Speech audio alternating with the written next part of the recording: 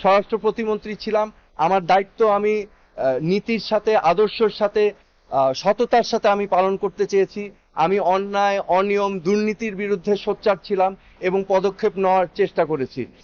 পরবর্তীতে আমি পদত্যাগ করার পরেও সময়ে সময়ে কিন্তু আমার উপরে নানাভাবে নানা কিছু করা হয়েছিল। 2013 সালে আমার এক ভাগিনা রাকিবকে পুলিশ নিয়ে নির্যাতন করেছিল, সেটা নিয়েও মামলা হয়েছিল।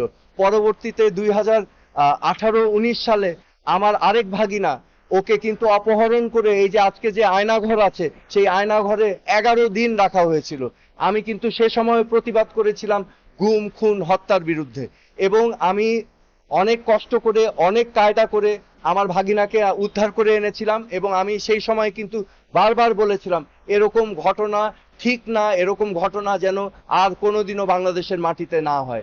তো আমি সব সময় প্রতিবাদ করে এসেছি আমার অবস্থান থেকে। আমি তো একজন সাধারণ নাগরিক, আমারও তো নিরাপত্তার একটা বিষয় থেকে যায়, তাই না? তো আমার অবস্থান থেকে আমি চেষ্টা করেছি, সব সময় বলেছি, অন্যায়ের বিরুদ্ধে আমি কথা বলেছি। এবং বর্তমানে আমি যেটা ফিল করছি যে এখানে যেহেতু একটা পরিস্থিতি বিরাজমান আছে, এখানে বিভিন্ন মহলের থেকে স্বাভাবিকভাবে হতে পারে। আমার আরেকটা পরিচয় আছে, আমি বাংলাদেশের প্রথম প্রধানমন্ত্রীর সন্তান। তো আপনারা স্বাভাবিকভাবেই বুঝতে পারছেন যে আমি সাধারণভাবে চলার চেষ্টা করলেও এই পরিচিতিগুলো কিন্তু আমাকে ছাড়ছে না।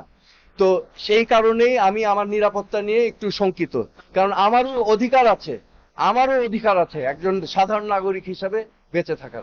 এই ঘটনা যেগুলো ঘটেছে আমি সুস্পষ্টভাবে আগেও বলেছি, হত্যা, গুম, নির্যাতন, মানুষের গণতান্ত্রিক অধিকারকে বিলুপ্ত করা, এগুলোকে আমি কোনোদিনও সাপোর্ট করিনি এবং আমার অবস্থান থেকে আমি সবসময় এটার প্রতিবাদ করে এসেছি।